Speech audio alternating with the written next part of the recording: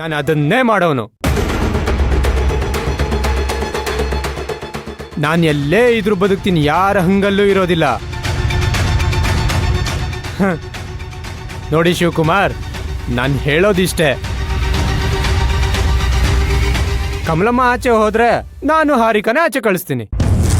ಈ ಡೀಲ್ ಓಕೆನಾ ನಿಮಗೆ? ಹಾ, ಟೇಕ್ ಯುವರ್ ಓನ್ ಟೈಮ್.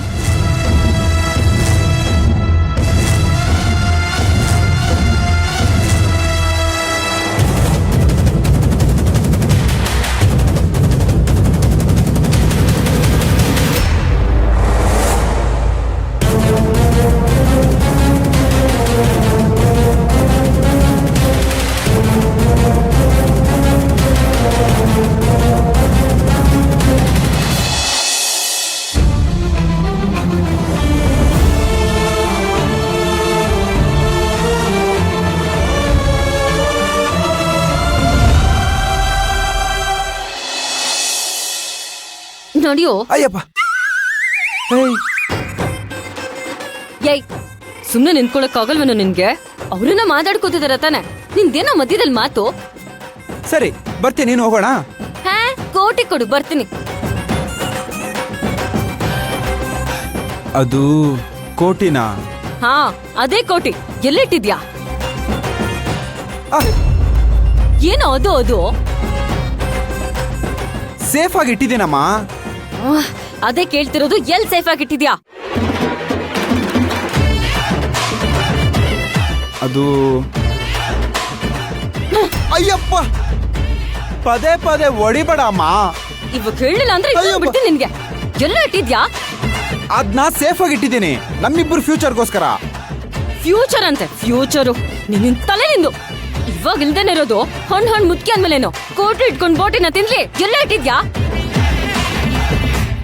ಹೇಳ್ತೀನಿ ತಡಿ ನಂದಿನಿ. ನೋಡು, ಒಂದು ದಿನ ಟೈಮ್ ಕೊಡ್ತೀನಿ. ಅಷ್ಟೊತ್ತಿಗೆ ನನಗ್ ಕೊಡ್ಲಿಲ್ಲ ಅಂದ್ರೆ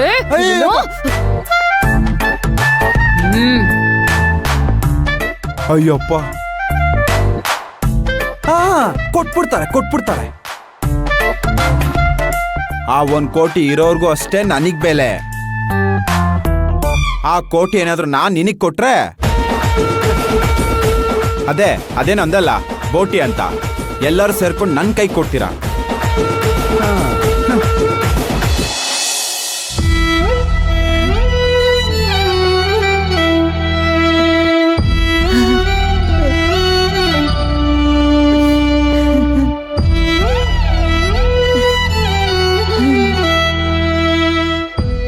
ಕಮಲಮ್ಮ,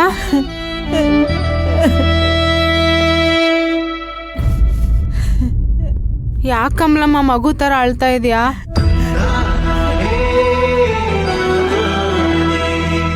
ನೀನೇ ನೋಡ್ದಿಯಲ್ಲ ರೂಪ,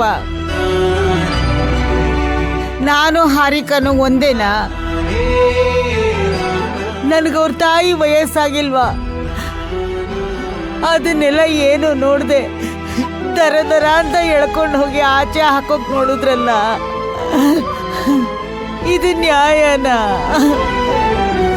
ಇಷ್ಟೆಲ್ಲ ಅವಮಾನ ಮಾಡಿಸ್ಕೊಂಡು ನಾನಿನ್ನೂ ಬದುಕಿರ್ಬೇಕಾ ರೂಪ?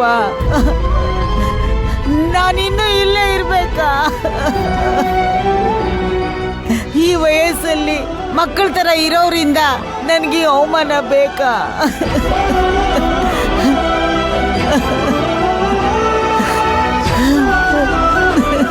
ಅಮ್ಮವ್ರು ನಿನ್ನ ಬಿಟ್ಕೊಟ್ರ ಕಮಲಮ್ಮ. ನಿನ್ನ ಹೊಟ್ಟೆಯಲ್ಲಿ ಹುಟ್ಟಿರೋ ಮಗಳೇ ಆಗ್ಲಿ ಮಗನೇ ಆಗ್ಲಿ ಈ ಮಾತು ಹೇಳ್ತಾ ಇರ್ಲಿಲ್ಲ ಕಮಲಮ್ಮ. ಮಕ್ಕಳಿಲ್ಲ ಅಂತ ಮಾತ್ರ ನನ್ನ ಮುಂದೆ ಹೇಳ್ಬೇಡ ಕಮಲಮ್ಮ. ನನಗೂ ಅಳು ಬರುತ್ತೆ ಕಮಲಮ್ಮ. ದಯವಿಟ್ಟು ಅಳ್ಬೇಡ ಕಮಲಮ್ಮ. ಯಾಕೆ, ನಾನು ನಿನ್ನ ಮಗಳಲ್ವಾ? ಅಮ್ಮವ್ರು ನಿನ್ನ ಮಗಳಲ್ವಾ? ಆ ಮಾತನ್ನ ವಾಪಸ್ ತಗೋ ಕಮಲಮ್ಮ.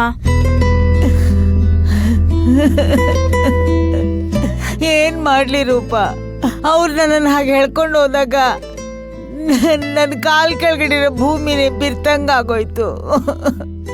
ಯಾಕೆ ಬದುಕಿರ್ಬೇಕು ಅನ್ನಿಸ್ಬಿಡ್ತು. ಯಾವುದೋ ಪಾತಾಳದಲ್ಲಿ ಬಿದ್ದಿದ್ದೀನಿ ಅನ್ನಿಸ್ಬಿಡ್ತು. ನೋಡು ಈಗಲೂ ನನ್ನ ಕೈ ಕಾಲೆಲ್ಲ ಹೇಗೆ ನಡಕ್ತಿದೆ ಅಂತ. ಇಷ್ಟು ವರ್ಷದಲ್ಲಿ ಯಾರ ಹತ್ರನೂ ನಾನೊಂದು ಮಾತು ಅನ್ನಿಸ್ಕೊಂಡಿರ್ಲಿಲ್ಲ. ಇವಾಗ ನನಗಿಂಥ ಪರಿಸ್ಥಿತಿ ಬರ್ಬೇಕಾಗಿತ್ತ? ಇದು ನೆನೆಸ್ಕೊಂಡ್ರೆ ನನಗೆ ಬೇಜಾರಾಗುತ್ತೆ ರೂಪ. ನಾನು ಬಡವಿನೇ ಇರಬಹುದು, ಆದ್ರೆ ನಂಗೆ ಸ್ವಾಭಿಮಾನ ದೊಡ್ಡದು ರೂಪ. ಸಮಾಧಾನ ಮಾಡ್ಕೋ ಕಮಲಮ್ಮ. ದ್ವೇಷ ಮಾಡೋರ್ ಬಗ್ಗೆ ಯಾಕೆ ಚಿಂತೆ ಮಾಡ್ತೀಯ? ಪ್ರೀತಿ ಮಾಡೋರ್ ಬಗ್ಗೆ ಚಿಂತೆ ಮಾಡು. ಧೈರ್ಯ ತಗೋ ಕಮಲಮ್ಮ, ಸಮಾಧಾನ ಮಾಡ್ಕೋ. ಬೆಳಗ್ಗೆಯಿಂದ ಹತ್ತು ಸುಸ್ತಾಗಿದೆ. ಬಾ ರೆಸ್ಟ್ ತಗೋ. ಬಾ ಬಾ ಕಮಲಮ್ಮ.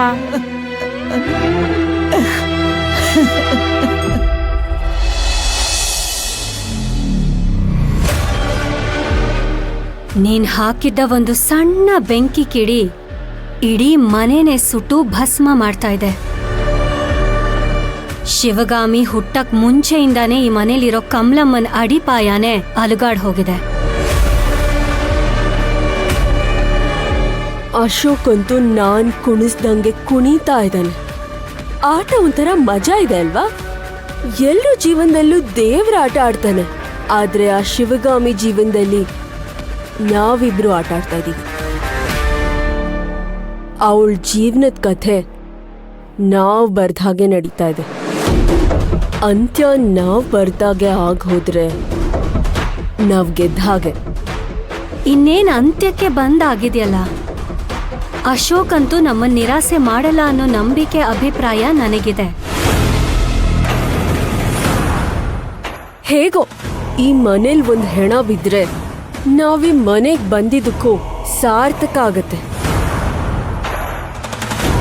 ಯಾರ್ದೋ ಹಣೆ ಬರಹನ ಅಳಿಸಿ ನಾವ್ ಹೊಸ್ದಾಗ್ ಬರ್ದು ಅದು ಅವ್ರ ಜೀವನದಲ್ಲಿ ನಡೆಯೋ ಹಾಗೆ ಮಾಡೋದು ಏನ್ ಕಮ್ಮಿ ಕೆಲ್ಸನಾ? ಹಂಗ್ ನೋಡಿದ್ರೆ ನಾವಿಬ್ರು ಗ್ರೇಟ್. ನಮಗಿಂತ ಆದಿ ಗ್ರೇಟು. ಹಾಗಂತ ನಾವಿಬ್ರು ರಿಲ್ಯಾಕ್ಸ್ಡ್ ಆಗಿರಕ್ಕಾಗಲ್ಲ. ಪ್ರತಿ ಕ್ಷಣ ಈ ಮನೇಲಿ ಏನೇನ್ ನಡೀತಾ ಇದೆ, ಯಾರ್ಯಾರು ಹೇಗ್ ವರ್ತನೆ ಮಾಡ್ತಿದ್ದಾರೆ ಅಂತ ನೋಡ್ತಾ ಇರ್ಬೇಕು. ಆ ಭೈರವಿ ಇದ್ದಾಳಲ್ಲ, ಅವಳು ಸಾಮಾನ್ಯದವಳಲ್ಲ. ಯಾರನ್ ಬೇಕಾದ್ರೂ ಹಗುರವಾಗಿ ತಗೊಳ್ಬೋದು, ಆದ್ರೆ ಅವಳನ್ ಮಾತ್ರ ಹಗುರವಾಗಿ ತಗೊಳ್ಳೋದಕ್ಕಾಗಲ್ಲ. ಇಡೀ ಸ್ಕ್ರೀನ್ ಪ್ಲೇನೇ ಉಲ್ಟಾ ಮಾಡ್ಬಿಡ್ತಾಳೆ. ಅವಳ ವಿಷಯದಲ್ಲಿ ಸ್ವಲ್ಪ ಹುಷಾರಾಗಿರ್ಬೇಕು. ಸರಿ,